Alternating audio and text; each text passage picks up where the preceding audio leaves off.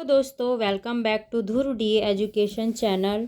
और जैसा कि हम सभी ने कल 74 नंबर का रिपब्लिक डे बड़े ही धूमधाम और उत्साह के साथ सेलिब्रेट किया है, तो उसी से रिलेटेड आज हमने एक महत्वपूर्ण टॉपिक तैयार किया है, भारत के महत्वपूर्ण राष्ट्रीय चिन्ह, जिसमें हम भारत का राष्ट्रीय ध्वज, भारत का राष्ट्रगान और भारत का राष्ट्रीय गीत, इससे रिलेटेड महत्वपूर्ण पॉइंट्स डिस्कशन करेंगे, जो कि सभी एग्ज़ाम्स के लिए मोस्ट इम्पोर्टेंट है। और एक सामान्य नागरिक के रूप में भी हमें इन सभी के बारे में जानकारी होनी चाहिए। तो चलिए हम अपना टॉपिक डिस्कशन करते हैं। सबसे पहले है भारत के राष्ट्रीय चिन्ह में 1 बाय 1 हम सारे वे डिस्कशन करेंगे, जिससे हम राष्ट्रगीत बताएंगे, राष्ट्रगीत में जो भी इम्पोर्टेंट पॉइंट होंगे, और राष्ट्रध्वज के बारे में भी बताएंगे, राष्ट्रीय कैलेंडर के बारे में डिस्कशन करेंगे। तो हम 1 बाय 1 सारे पॉइंट देखेंगे। पहला है राष्ट्रीय गीत। राष्ट्रीय गीत क्या था? राष्ट्रीय गीत क्या है हमारा? ये है वंदे मातरम। राष्ट्रगीत का क्या नाम है? वंदे मातरम। वंदे मातरम गीत बंकिम चंद्र चटर्जी द्वारा उनकी पुस्तक आनंद मठ में संस्कृत में रचा गया है। वंदे मातरम गीत जो है वो किसने लिखा है? बंकिम चंद्र चटर्जी ने लिखा है वो, और उनकी पुस्तक का क्या नाम है? आनंद मठ। और कौन सी भाषा में लिखा था उन्होंने? ये संस्कृत भाषा में लिखा था बंकिम चंद्र चटर्जी ने। यह स्वतंत्रता की लड़ाई में लोगों के लिए प्रेरणा का स्रोत था। जिस टाइम पे हमारा नेशनल मूवमेंट चल रहा था, उस टाइम ये लोगों के लिए प्रेरणा का स्रोत बना हुआ था वंदे मातरम। इसका स्थान जनगण मन के बराबर है, हमारे राष्ट्रगान के इक्वल है। वंदे मातरम गीत को राष्ट्रगीत के रूप में 26 जनवरी 1950 को स्वीकार किया गया था। कब? डेट ध्यान रखनी है, 26 जनवरी 1950 को।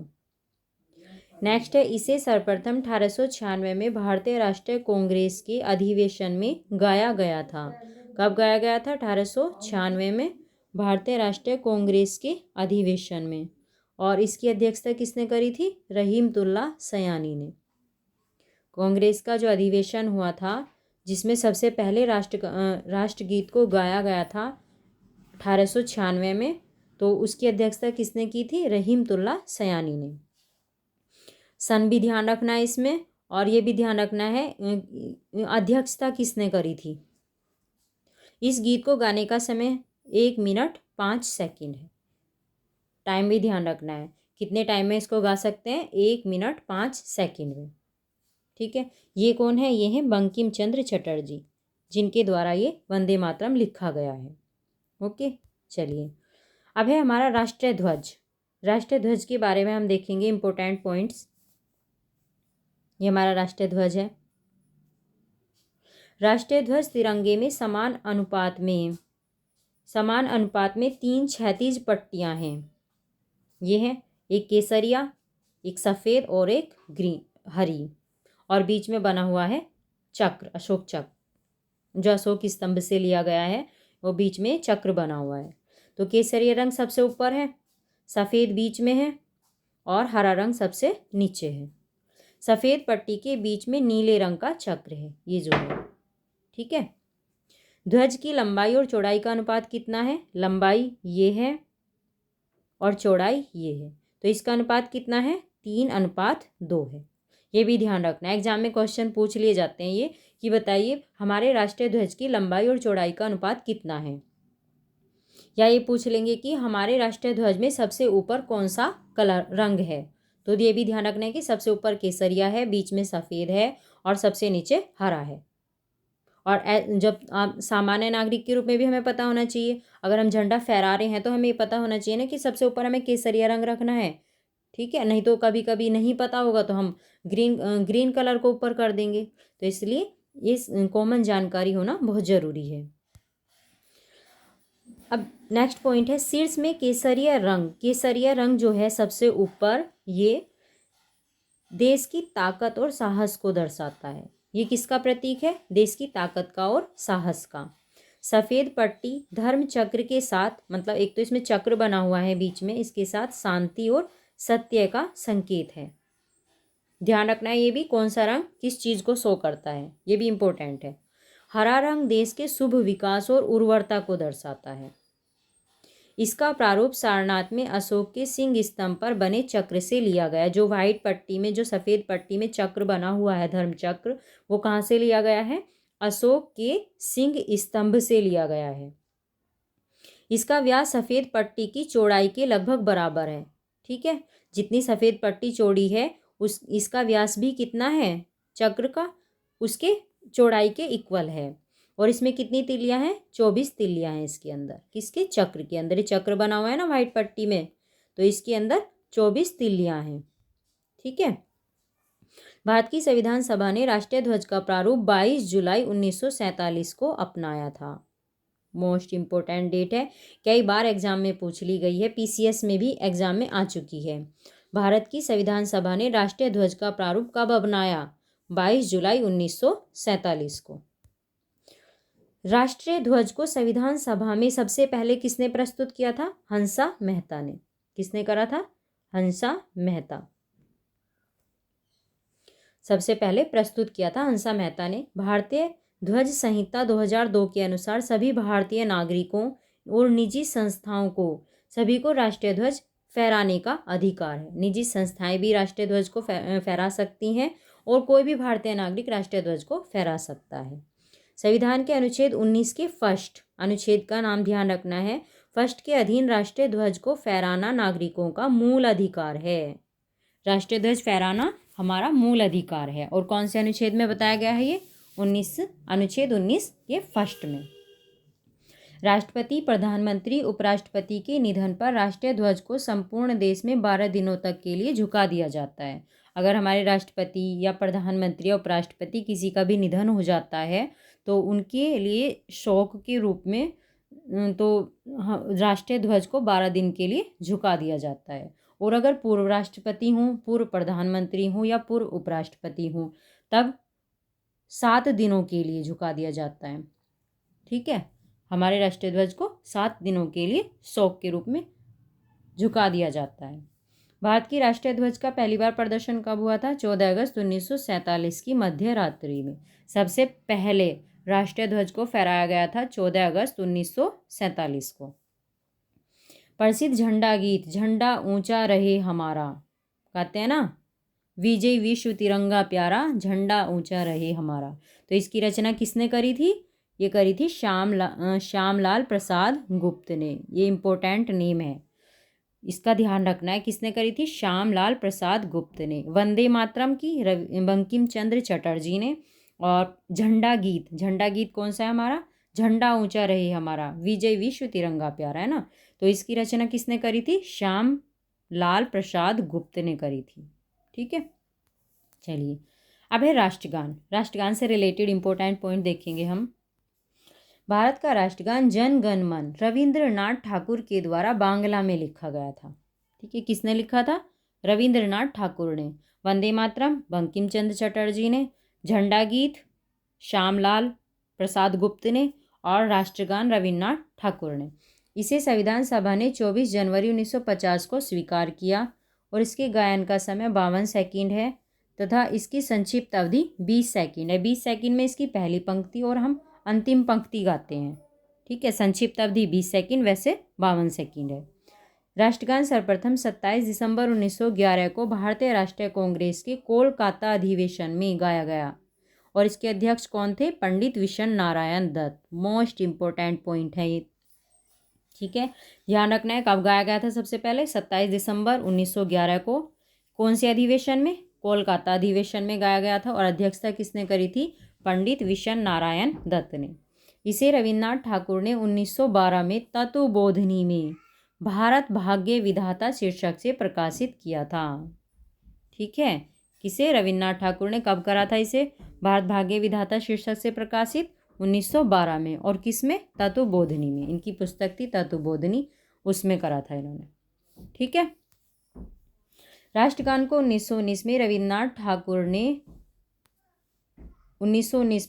ठाकुर ने मॉर्निंग सॉन्ग ऑफ इंडिया, क्या कहा इन्होंने इसको? मॉर्निंग सॉन्ग ऑफ इंडिया के नाम से अंग्रेजी में अनुवाद किया। राष्ट्रगान को रविन्द्रनाथ ठाकुर ने 1919 में मॉर्निंग सॉन्ग ऑफ इंडिया के नाम से अंग्रेजी में अनुवाद किया। राष्ट्रगान के वर्तमान संगीत में धुन को बनाने का श्रेय किसको दिया गया है? कैप्टन राम सिंह को। जो हमारे राष्ट्रगान में जो धुन बजती है ना, उसको बनाने का श्रेय किसे दिया गया है? कैप्टन राम सिंह को, कैप्टन राम सिंह ठाकुर को। ठीक है, नाम भी ध्यान रखना है। और ये भी ध्यान रखना है कि अंग्रेजी में किस टाइटल से अनुवाद किया गया था राष्ट्रगान को। तो ये था मॉर्निंग सॉन्ग ऑफ इंडिया। कब किया गया था? 1919 में। ये हमारा राष्ट्रगान है जो हम गाते हैं। भारत के राष्ट्रीय चिन्ह या राष्ट्रीय प्रतीक, ये हमारा राष्ट्रीय प्रतीक है। ठीक है,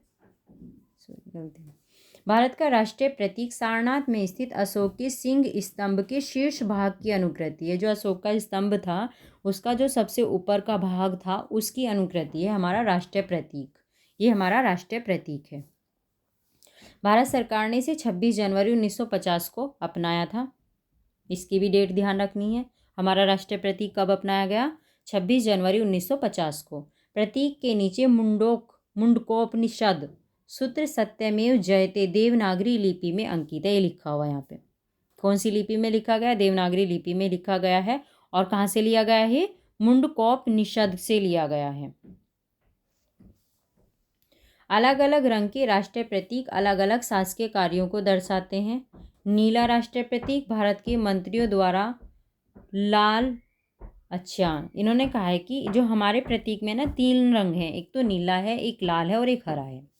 तो जो नीला रंग है, ठीक है, नीला जो राष्ट्रीय प्रतीक है हमारा, नीले रंग का जो राष्ट्रीय प्रतीक है, तो वो तो भारत के मंत्रियों द्वारा मतलब मंत्रियों की शासकीय कार्यों को दर्शाता है। और जो लाल रंग है वो राष्ट्रपति, राज्यसभा के सदस्यों और अधिकारियों के शासकीय कार्यों को दर्शाता है। और जो हरा रंग है वो लोकसभा के सदस्यों द्वारा उपयोग में लाया जाता है। अब देखो, हमारे राष्ट्रीय प्रतीक के 3 अलग अलग कलर हैं। कौन कौन से हैं? नीला रंग है, एक लाल रंग है और एक हरा है। अब जो नीला रंग का प्रतीक है हमारा, वो तो दिखाएगा भारत के मंत्रियों को, और भारत के मंत्रियों के कार्यों को दिखाएगा। मतलब भारत के मंत्री उस नीले रंग के प्रतीक का यूज कर सकते हैं। और जो लाल रंग का प्रतीक है उसका यूज कौन कर सकता है? हमारे राष्ट्रपति और राज्यसभा के सदस्य और अधिकारी। और जो हरे रंग का जो प्रतीक है हमारा, उसका उपयोग कर सकते हैं लोकसभा के सदस्य। ठीक है, तो इन तीनों का ध्यान रखना है। भारत के राज्य चिन्ह का उपयोग भारत के राज्य अधिनियम 2005 के तहत नियंत्रित होता है। ठीक है, ये भी ध्यान रखना है। राज्य चिन्ह का उपयोग ऐसा नहीं कि हर कोई कर सकता है। इस पे कुछ कुछ गवर्नमेंट इस अधिनियम के तहत कुछ लिमिटेशन रखी गई हैं। ठीक है, कौन से अधिनियम के तहत? भारत के राज्य अधिनियम 2005 के तहत। अब है राष्ट्रीय कैलेंडर। ये राष्ट्रीय कैलेंडर की इमेज है, घरों में सबके यूज होता है। भारत का राष्ट्रीय कैलेंडर ग्रेगोरियन कैलेंडर है। इसका नाम ध्यान रखेंगे। कौन सा कैलेंडर है भारत का? ग्रेगोरियन कैलेंडर है, जो शक संवत पर आधारित है। ये भी एग्जाम में पूछ लिया गया है कि भारत के राष्ट्रीय कैलेंडर कौन से संवत पर आधारित है। ये भी तो शक संवत पर आधारित है। और इसको क्या कहा गया है? ग्रेगोरियन कैलेंडर भी कहा गया है ना। इसे सरकारी प्रयोग के लिए 22 मार्च 1957 को अपनाया गया था। इसकी भी डेट ध्यान रखनी है। राष्ट्रीय कैलेंडर को सरकारी प्रयोग के लिए कब अपनाया गया था? 22 मार्च 1957 को। राष्ट्रीय कैलेंडर का पहला महीना कौन सा है? चैत्र है। हमारा हिंदू जो कैलेंडर है, जो हमारा राष्ट्रीय कैलेंडर है, उसका पहला महीना होता है चैत्र। ठीक है, वैसे तो हम जनवरी में सेलिब्रेट करते हैं, लेकिन वैसे हमारा जो राष्ट्रीय कैलेंडर के हिसाब से देखें तो फर्स्ट मंथ जो है वो चैत्र होता है। यह सामान्य वर्ष में 22 मार्च को और लीप वर्ष में 21 मार्च को प्रारंभ होता है। जो पहला महीना है हमारा चैत्र का, ये अगर सामान्य वर्ष होगा तो 22 मार्च से शुरू हो जाएगा, और अगर होगा लीप वर्ष तो होगा शुरू 21 मार्च से। ये डेट भी ध्यान रखें। अब ये है हमारे नेशनल सिंबल। जैसे हमारा राष्ट्रीय ध्वज है, ये हमारा राज्य चिन्ह है, नेशनल एम्ब्लेम। और ये हमारा नेशनल फ्लावर है, राष्ट्रीय पुष्प है कमल, और राष्ट्रीय पक्षी है मोर, राष्ट्रीय पशु है हमारा बाघ, और राष्ट्रीय खेल कौन सा है, हॉकी है। ठीक है, राष्ट्रीय नदी कौन सी है हमारी, गंगा है। राष्ट्रीय आम है, राष्ट्रीय फल है आम, और राष्ट्रीय वृक्ष है बरगद, और राष्ट्रीय मुद्रा कौन सी है, रूपी। ठीक है, ये हमारे सारे नेशनल सिंबल हैं।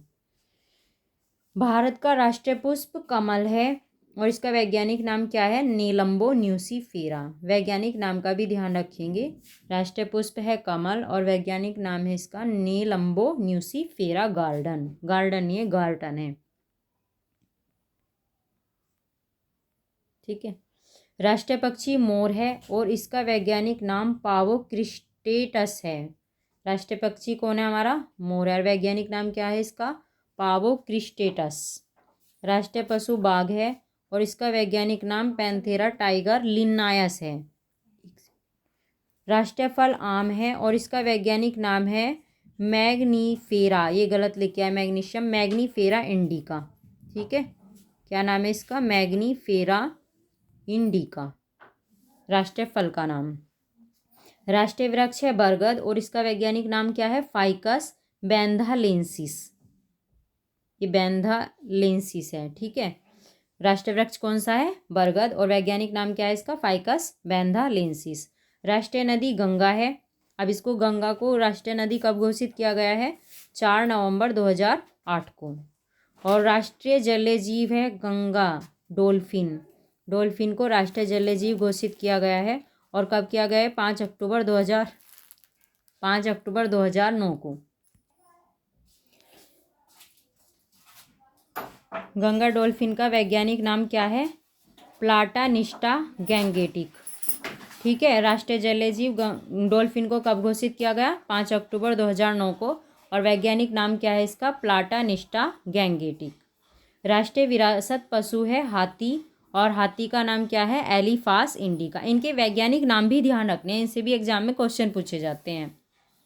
ठीक है, वैसे तो नाम ध्यान रखने ही है, वैसे तो सबको पता ही है नाम का, लेकिन वैज्ञानिक नाम से क्वेश्चन आते हैं एग्जाम में, तो इनका सबका ध्यान रखना है। तो ये थे हमारे कुछ राष्ट्रीय चिन्ह, जो इम्पोर्टेंट राष्ट्रीय चिन्ह थे ये, जिनके बारे में हमें सबको पता होना चाहिए था, और एग्जाम में भी इनसे रिलेटेड क्वेश्चन पूछ लिए जाते हैं। ठीक है, तो आई होप आप सबको हमारी वीडियो अच्छी लगी होगी, और वीडियो अच्छी लगी हो तो प्लीज़ लाइक करें, शेयर करें, और ज़्यादा से और हमारे चैनल को सब्सक्राइब करें। Thank you.